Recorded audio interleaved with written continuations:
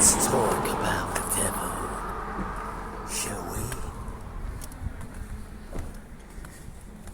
People speak as if the devil's a real entity. They speak as if God is a real entity. They speak as if angels are real entities. But I ask, what is real, Neo? What is real? Now, because these people speak about these entities being real, I have to contest that. Because nobody's ever seen the devil, or seen God, or seen angels in the flesh, so to speak. So if we rule out that they are actual entities, because to accept that they're in the clouds or up there somewhere is a bit of a stretch, isn't it? Most of us, we can't do that. So we have to look for something else. So the first port of call that rational thinking people would dock in would be that these things are a figment of consciousness. And when we delve deeply into consciousness, we discover that it is a very, very curious thing. It's a thing that we know absolutely nothing about, and there are many, many variants of consciousness that people have experienced. And what I know to be a certain reality, as far as anything is a reality in relation to the human being, and all things that I've read and I've listened to, personal accounts, there are these places within consciousness where we can encounter certain entities. And I don't recall ever hearing or reading anybody who had encountered the beast in an astral or a near-death experience or something like that. They've encountered the energy, the presence of something, and I can vouch for that on two very distinct occasions, both of which I speak about in my book. I attest to the reality of a presence as much as you could ever feel anything. Powerful, powerful presence, people. It's making me shiver all over now. Look at that. You see that? Gone all goose pimply about that. I've met this thing. I've been acquainted, but I've also been acquainted with God and Jesus. And so look, I know precisely how this evil felt on two very different occasions. But both times they were exceedingly foreboding, terrifying. To think that you could be accosted by such an evil feeling and you couldn't escape it, and that's the feeling that you would have forever and ever, which is pretty well what was spoken about in the Bible, where the wailing and the gnashing of the teeth is. So we do know that these feelings, spirits, I shouldn't wonder, exist. And I do know that angels exist because I've seen those in some sort of spiritual, astral, ethereal realm. The most beautiful and pristine and wonderful you could ever imagine. So the feeling went with the beings. Them being spoken to by Jesus and sent the feeling of unconditional love, absolutely exquisite, and then being chastised by Jehovah, being reprimanded by an austere father who you feel that did love you, but isn't messing around, isn't standing for any monkey business. You better reckon with what you're dealing with. And again, very in line with the Old Testament. And he showed me physically, viscerally. I've gone shivery all again. Look, you can't make this fucking shit up, people. He showed me physically and viscerally that the cosmos is love. But it's a different variety of love in comparison with Jesus' unconditional love. The love of Jehovah is a conditional love, and that is very akin to the Old Testament. Through and through, it's a conditional love. In the New Testament, through and through, it's unconditional. I felt both of those powerful, powerful feelings. And then the abject evil. So I know them to be true, as much as anything could be considered to be true. But truth is very, very philosophical. And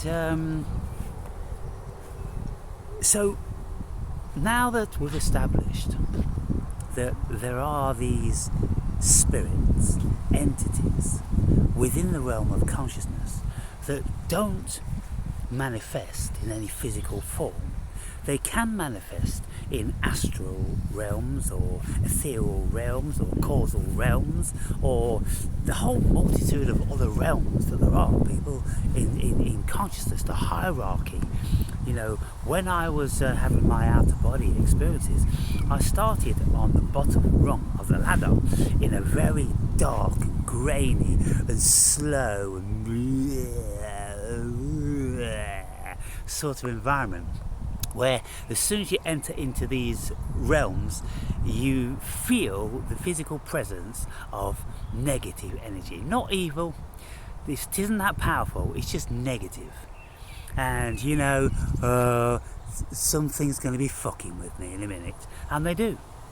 They, shadow beings or different sorts of manifestations of these energy beings, they do fuck with you. But if you have a strong constitution, then they're nothing. You can get rid of those in no time at all. And then you go into higher and higher and higher realms.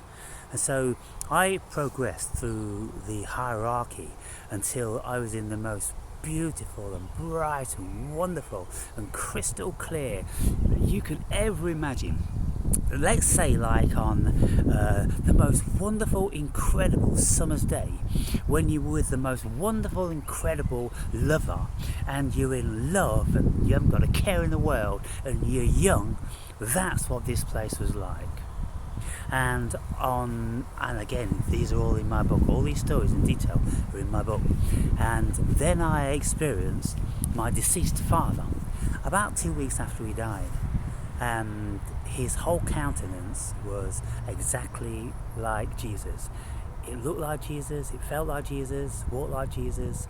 The only thing was, he looked like a young version of my old man. My old man in his prime, about the same age of Jesus when he died. My old man died when he was about 67, or maybe 70, something like that. So there are places, there are many mansions in my Father's kingdom, and so we can experience these places. But the point I'm getting to here is, people, the devil isn't responsible for the stuff that's going on in the world. It's human beings which are responsible for the evil, because the devil, being the adversary, being the contester, being the serpent in the Garden of Eden, which just made a suggestion that you don't have to follow the rules of that demiurge, by the way. You can have another life. And when we reflect upon the story of Faust, written by Goethe, most memorable, anybody who wants to seek things out and truth and knowledge about this dimension, you have to read these greats. And you've got to read Dante's Inferno or the Paradise Lost trilogy.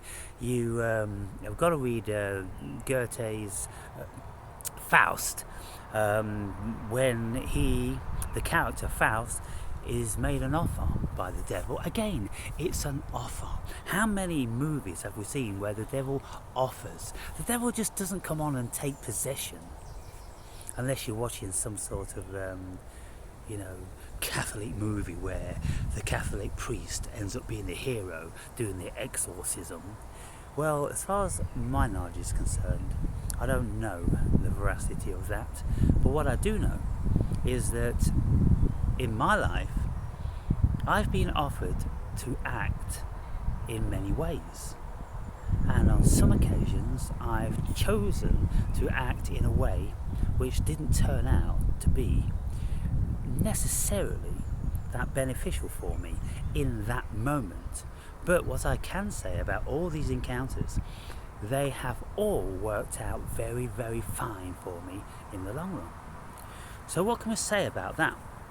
I'm concluding that the devil is an arm or a facet of God, because the devil in the biblical story, Satan was always there at the right hand of God, and then going rogue and deciding he wanted to do his own thing.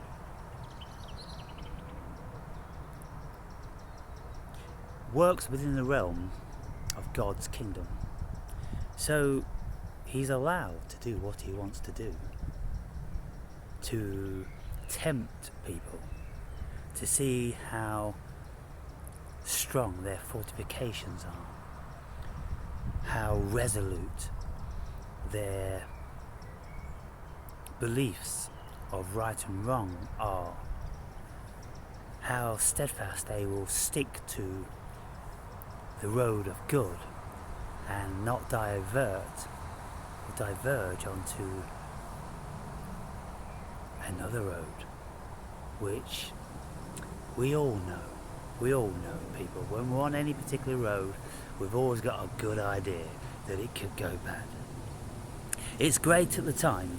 For instance, if you are partaking in many lovers, and it's great, in lots of ways, but you know that there's likely to be payback.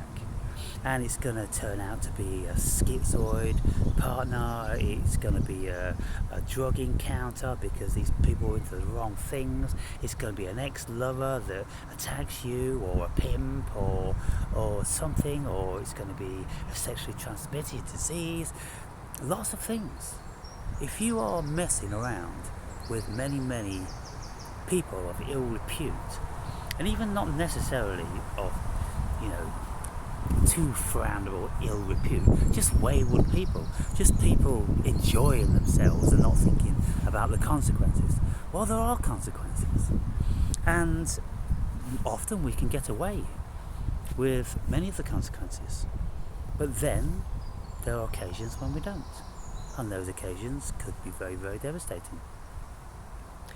And so when people speak literally about the devil, I'm like, I don't like that. And I'll tell you why I don't like it, because it's cowardice. Because what human beings are doing, they are failing to take responsibility for their own actions. Because we are supposed to be given choice, and there appears to be a notion of choice at the very least, even if we think ultimately that it was all panned out and all planned like a movie. But if we do actually have choice, then we have this capacity to say no to Satan, say no to evil, say no to wrong at the end of the day, because many, many little wrongs end up building up into some magnitude. And so what I know, that when I had my encounters, the first one was just a taste of what is out there. It's kind of like the universe wanted to show me, needed to show me, if I was going to be worth my salt on my journey, I know what I'm speaking about, I had to feel what that Satan thing is about. You see that again, people? It's a beautiful hot day, and yet I'm just getting cold flushes every 5 minutes or less. So the first time was an introduction, and it was for 18 hours. 18 divided by 3 is 6. It was the beast himself, which showed me what his domain was like. And it was hell, and it was terrifying. The worst place you could ever be, simply just the worst. Then the second time, I was made a proposition that I could exit my situation if I wanted to. He would allow me to do that. He would make me that offer. But I declined. I've never been tempted to do evil to anybody. I've never had that manifestation. Kill this person, or, do whatever. Something of some magnitude. Never had that. But I've been shown what these realms are. And so I look at that and I go, well, why me? Why me? And, they've all been very, very profound, exceedingly memorable, meaningful. They've transitioned the journey I was on and am on, and I just feel I know something about this dimension now. And so the notion of the devil being evil in and of himself, I have no experience of that. I have experience that he can tempt you into being evil. And that is what I can see around the whole world. I don't see people doing crazy, evil actions just for the hell of it. Even when we look at terrorism and wars and things like that, there's always an ulterior motive. It's about power, it's about money, it's about getting their own way and creating the world that they want. It's the Game of Thrones, people. And so I can't see no evil acts of Satan just for the hell of it. I can only see Satan working through men and women. And so what do we need to do about that? Do we just shrug off our potential for evil and blame it on Satan? And it's all about Satan, everything's Satan. Or are we prepared to look at ourselves? Like the author of the Gulag Archipelago said, Alexander Solzhenitsyn, who did 10 years in the Gulags, he said, evil runs through the heart of every man. He doesn't have any doubt about that. And he's a psychoanalyst. And so when you look at that, you go, well, we don't need the devil then, do we? Seriously, people, if that's the case, we don't need the devil. But then the Bible will tell us, well, yeah, but that is the devil. We've all got the devil in us, a little bit. As we've got God in us, we've got the potential of both. We've got potential for good and we've got potential for evil. What are you going to do? That's the question. What are you going to do? But like the Bible says, there's consequences. And so, it's like the Book of the Dead, the Egyptian Book of the Dead. The weighing of the heart. There's consequences for your actions in this dimension, people. And that's why we have this notion in Christianity and Judaism of hell. The fiery Gehenna. Sheol. And so there are these dimensions of consciousness I'm in no doubt about, because I've visited them.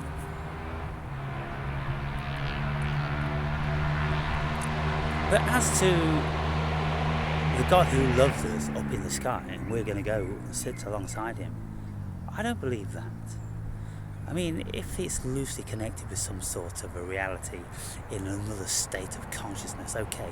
But how they've explained it is, of course, it's very mundane and it's dichotomous and it's contradictory and it's silly. But we could say, well, that was for silly people 2,000 years ago, Aaron. You know, if God was to, order a new book to be written, then it'd be much more sophisticated. Yeah, the world is more sophisticated.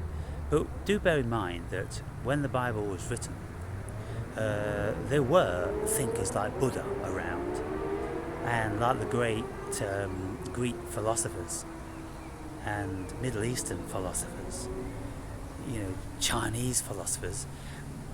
Human consciousness has been pretty sophisticated for a long, long time. And so I would have thought they could have done a better job at being more concise and trying to follow a lineage of more believable stories instead of just having a mishmash. But then, of course, we could attribute that to, certain people and councils, like the Council of Nicaea. They got their fingers in the pie and all these sort of things. So it gets confusing. But what I do is I bring it back home. What's home? I'm home. And whatever experience I've had, that's home. And so I can only quantify and equate that which I have experienced.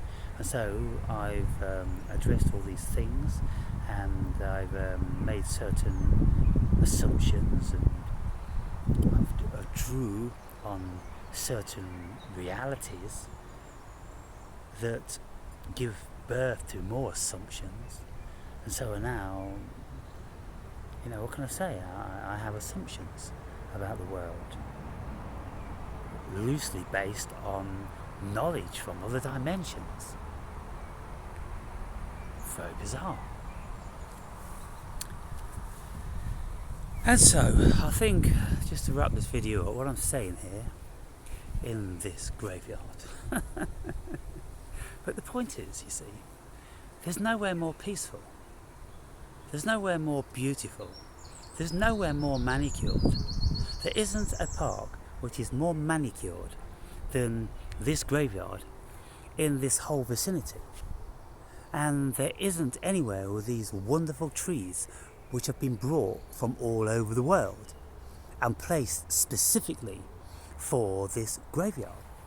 And so I can go walking in lots of places and there's a certain banality, there's a certain mundane, because there haven't been specifically planted exotic trees like in this little, what's the word, is it an orbitorum, something like that, where you've got a whole bunch of trees specifically planted like in a garden.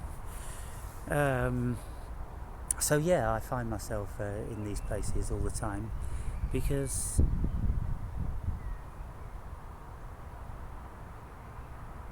I absorb the peace, and I can hear the cars in the distance, and there hasn't been anyone walk through this park in all the time, graveyard, in all the time I've been making this video. And invariably I can sit on one of these benches and maybe one or two people will walk through, walking their dog or putting flowers on a grave within an afternoon. Hardly any activity. So if we contemplate the devil within, stand up and be counted, don't be cowards, and don't blame it on this evil thing that has got mastery over the world, because it hasn't. It can only have mastery over the world if human beings allow it to have, and that's the thing. So it seems that some people have allowed that to happen because they're now intoxicated with power and money and resources and having all of their dreams fulfilled. I kind of thinking it's all going to end up in tears, because things just have a way of ending up in tears when there's no balance there. There has to be balance, people. There has to be balance in our lives.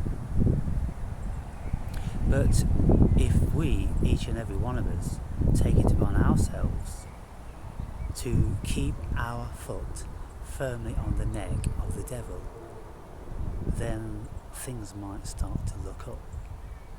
What do you think about that?